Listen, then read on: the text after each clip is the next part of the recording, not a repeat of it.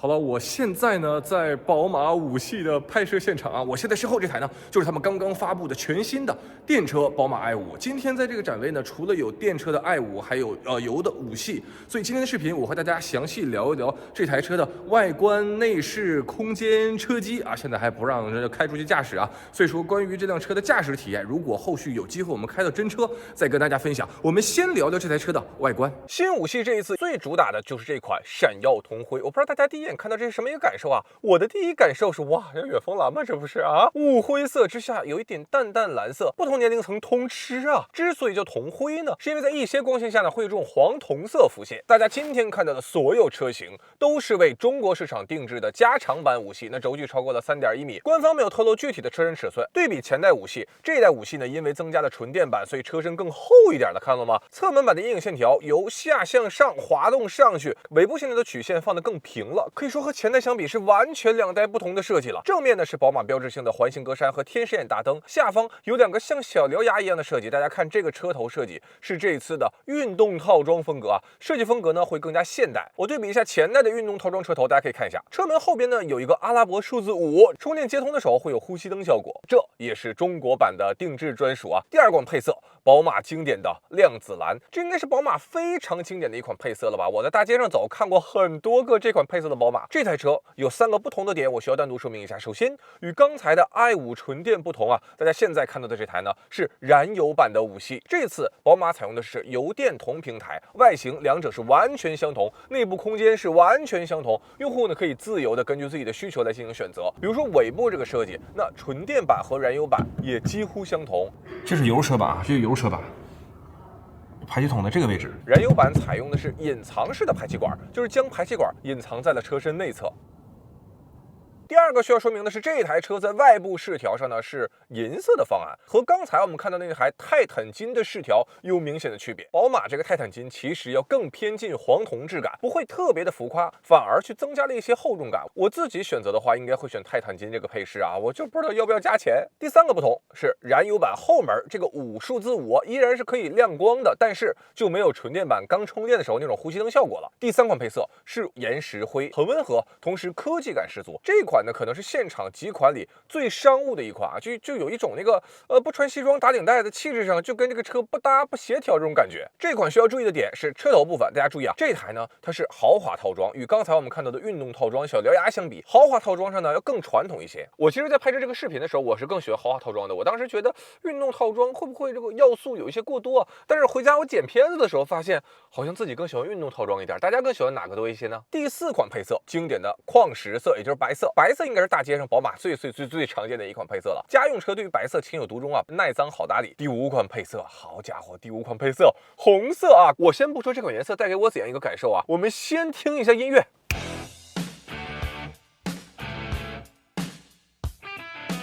怎么样？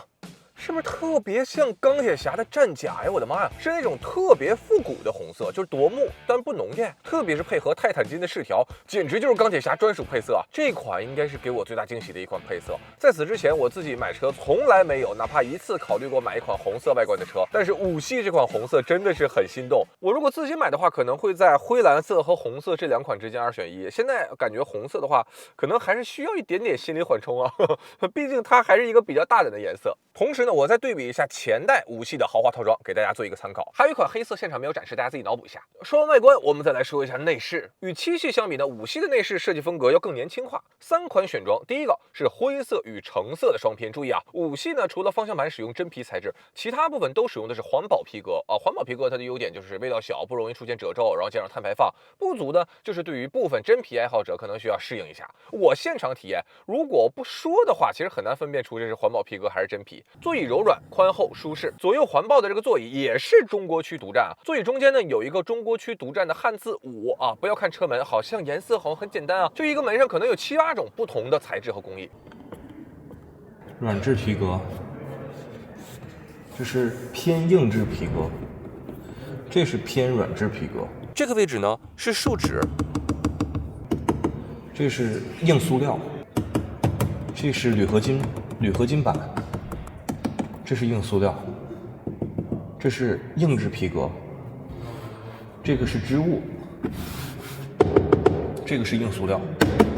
中控台上采用的是木纹饰板镶嵌的金属条纹，上方呢是皮革包裹，下方呢是模仿水晶质感的树脂光带。这里有个小细节很有趣，就是本来呢这个木纹鎏金的设计是中国团队专门给中国市场定制的，但是呢宝马总部看了这个设计之后非常喜欢，然后决定在全球都采用这个设计，也就是目前全球的宝马都可以选装了。所以这个部分本来是一个中国区独占的，但是现在变成一个全球共享了。车机和中控台部分依然是目前宝马的双联曲面屏环绕主驾，然后传统的旋钮升级成了水晶旋钮，挡把呢也进化成了透明拨片。这个部分呢，我们的车机那个环节再详细给大家讲解。第二款内饰是黑红搭配，这款配色和橙灰定位其实很像啊，但是色彩相比呢要更浓郁，情绪也更加饱满。但是红色呢也是3款内饰中我认为最不容易驾驭的。红黑配色的车门是长这个样子，车内细节呢是长这个样子。第3款内饰是我个人最喜欢的蓝黑色配搭啊，比较暗色系的那种蓝色，就远看一体性很强。这个呢它就没有橙色和红色那么明亮，但是胜在收敛。3款内饰都搭配着对应配色的头枕，头枕也是中国区独占啊。最后再快速说一下轮毂，这2款呢是2寸轮毂，区分为金色系和银色系。现场看的话，我认为金色更好看一些。现场还有一个这款轮毂啊，估计应该也会有一个金色版本可以选择。轮毂现在能公开的就是这3款，这个部分其实还有很多丰富的选择，大家等发布会吧。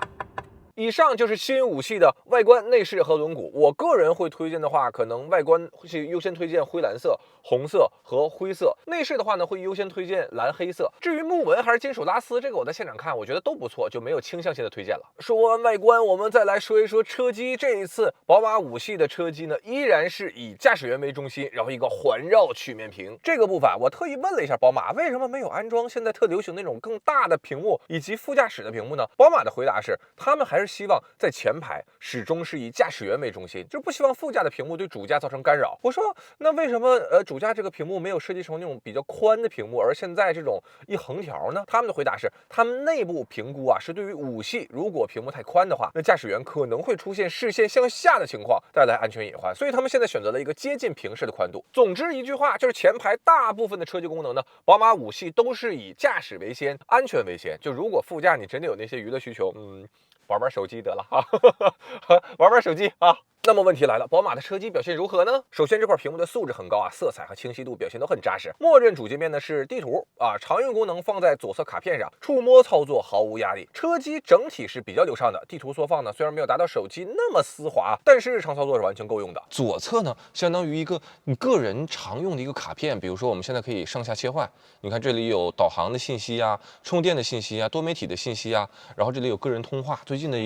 通话的一些信息。下方一排呢是包括音乐、导航、空调应用在内的一系列功能按钮，全部应用这个位置，我给宝马团队提一个建议啊，就是目前把所有的应用都放在这里呢，排列上缺少一些逻辑，比如说像车的大灯功能控制和 i7E 它是并列摆放的，这个第一次上手呢就有一点找不着哪个应用在哪。除了可以触屏操作，5系依然保留了机械按键和滚轮的交互，包括硕大的水晶滚轮啊，你不需要抬手就能够快速的切换定位。据说这个滚轮早期设计上边还支持写汉字的，滚轮旁边呢是包括媒体、导航、Home、返回一系列按键，这个按键应该是通过马达震动去模拟回馈的手感，大家可以听一下这个声音啊。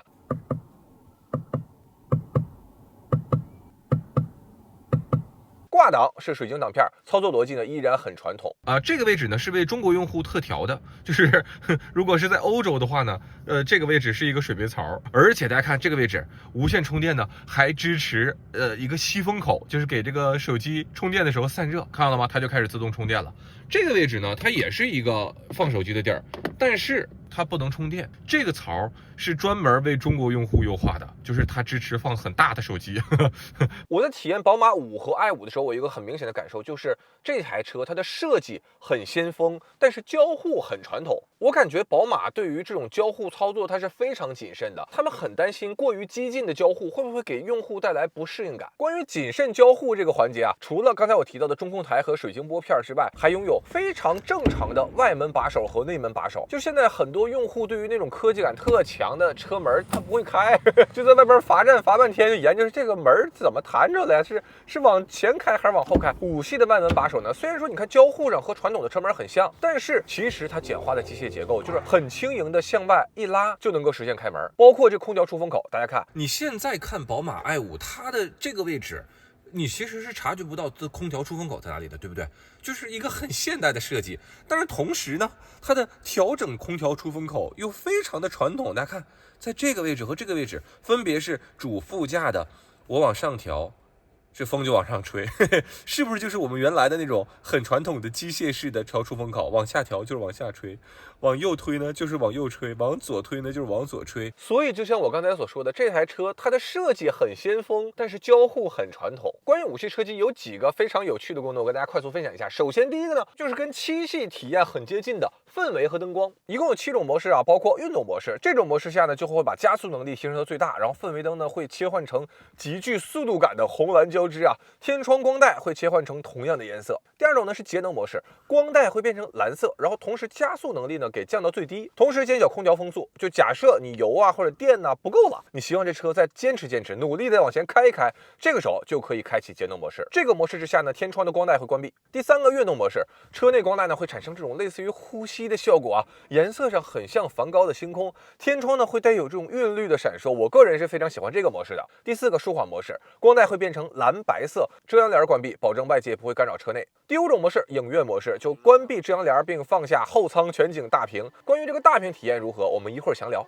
第6种模式啊，又是一个中国区独占啊，就是中国艺术家曹斐设计的，光带呈现出紫水晶的效果，天窗光带也会呈现出紫色，这个有一点进入阿凡达潘多拉星球的感觉。还有一个第7种呢，就是自定义模式，就你可以根据自己的使用习惯去设置灯带的颜色，去设置不同的功能，然后只要调到那个模式，然后所有功能瞬间匹配你的使用习惯。在此之前，我个人对于车内的氛围灯其实并不是特别感兴趣啊，但是我必须要说，这个5系的这个迷魂小操作呀，弄得我有点心痒痒，就是这种感觉。第2个有趣的小功能呢是手势交互，这个我第一次接触到，好像要好多年以前我就知道宝马有这种各种的手势交互了。我们现在比二它设置的是打开 My Modes， 我明白在这儿啊，这是摄像头，这个位置是摄像头，来1、2、3，看到了吗？立刻就激活了，这个速度还挺快的吧？再2一下呢？哦，再2下退出，这个也是我今天刚知道的啊。你也可以通过大拇指快速实现播放音乐下一首，你可以通过魔法棒绕圈圈去增加和调小现在的媒体音量。我当时在想，要是这个手势能实现快速静音就好了啊。还有一个505自定义的手势，在我这台小车上呢，设定的是开启车载微信。这个部分我特意问了一下，我说，我们有那么多手势，为什么最后就留下的这个，然后5，然后0呢？宝马给我的回复是因为宝马它是一个全球品牌，它要考虑到全球不同的宗教文化啊、传统文化，所以综上使用排除大法，最后就剩下5、2、0这几个手势。第3个车机上很实用的小功能呢，就是车载微信。其实车载微信我也是之前就用过，但是发现跟进适配的厂商其实并不是特别多。驾驶员可以在完全不看屏幕的情况下实现消息的接收、阅读和回复。播报。微信团队说，欢迎使用微信车载版。播报完毕，确认回复吗？回复。低声号开始录音。谢谢你的提醒，发送消息。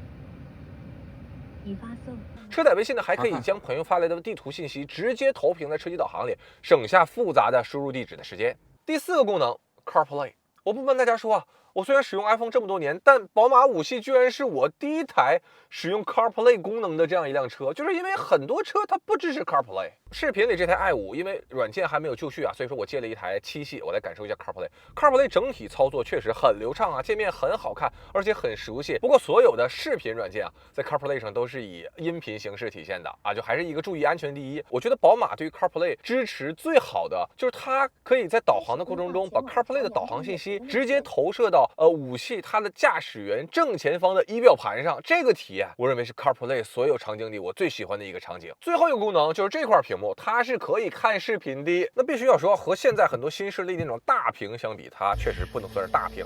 所以这个部分呢，也不能算是5系主驾的一个绝对优势。就是我把我的手机屏幕放在旁边，给大家做一个对比啊，它的这块屏应该是和我们用平板看视频的体验是接近的。在我体验这台车的过程中呢，宝马一直在向我传递一个信息，就是他们不是不能做前排的大屏，但是他们呢是希望在主驾的驾驶和娱乐之间做的一个取舍。那说到做大屏，我们请看2排的全景大屏啊，在这个小屏幕上有3个功能按键，大家看到了吗？其中这个呢是关闭遮阳帘，这个就是打开这个后舱屏幕，右边这个呢是关闭屏幕显示。我们先给它打开，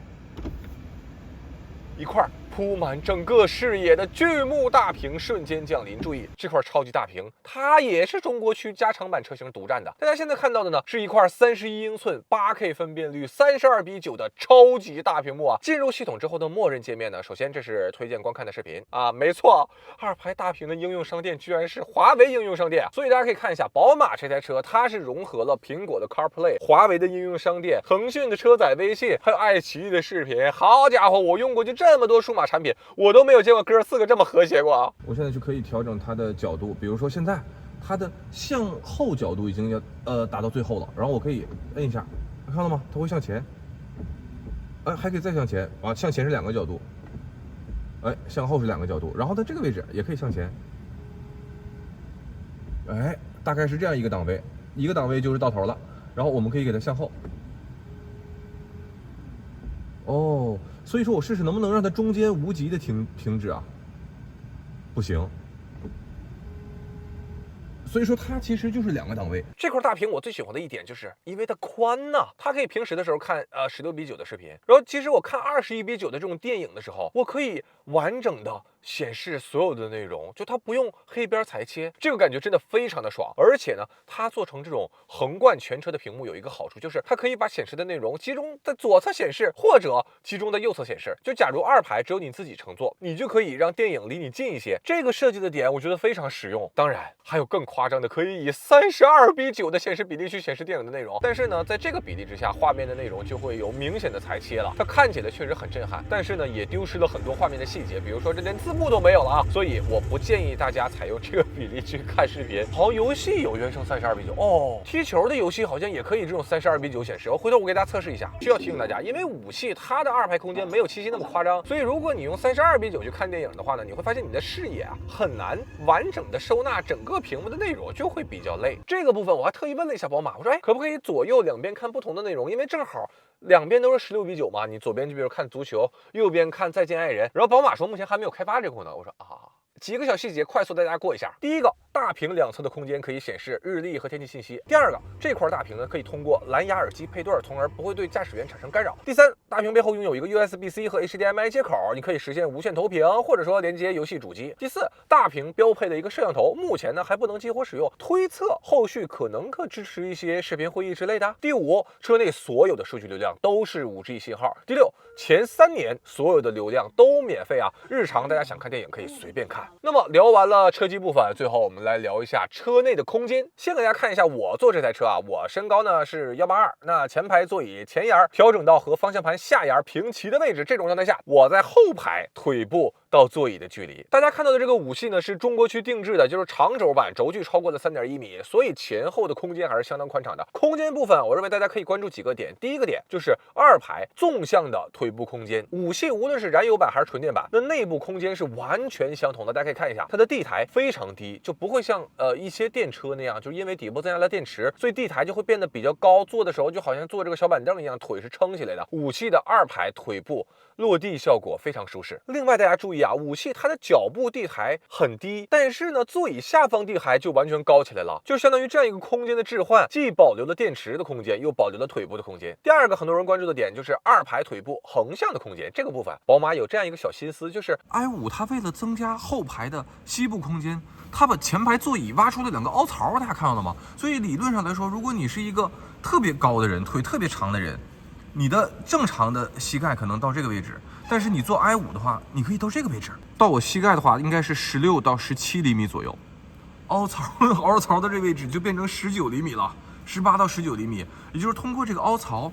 你的腿部空间可以获得2-3厘米左右的这样一个扩展。脚部空间的默认距离是38厘米，因为二排它是可以把脚塞到前排座椅下方的，所以会根据大家不同的鞋号再延伸个10几厘米左右吧，同样是相当宽敞。我自己的一个感受是，如果你本身是追求二排空间，那么5系绝对不会让你失望。我知道大家这个部分一定特别想了解，就是7系它和5系在二排空间上有哪些差别，我给大家测试了一下。7系它的腿部空间呢就是29厘米，好家伙，脚部空间呢是50厘米，好家伙，就是5系属于宽敞舒适，那7系就是有钱任性啊。第3个很多人关注的点就是头部空间，实测我的话呢，2排头顶空间大概是距离10厘米左右吧，这个空间呢是在轿车表现里算是很不错的。主驾头顶呢，因为本身有开天窗的缘故，所以说头部空间要比2排空间感觉更好。第4个需要关注的点呢，就是2排中间那个座椅，它的那个位置呢会往前凸起一些，这个位置下拉，它是一个宽大舒适的扶手，然后前排呢本身有一个手机无线充电槽，这个充电槽居然也配备了排风散热啊，这个很细心。扶手你可以按一下开关，延长出2个水杯槽，同时呢扶手箱本身里边有一个巨大的储物箱，功能性上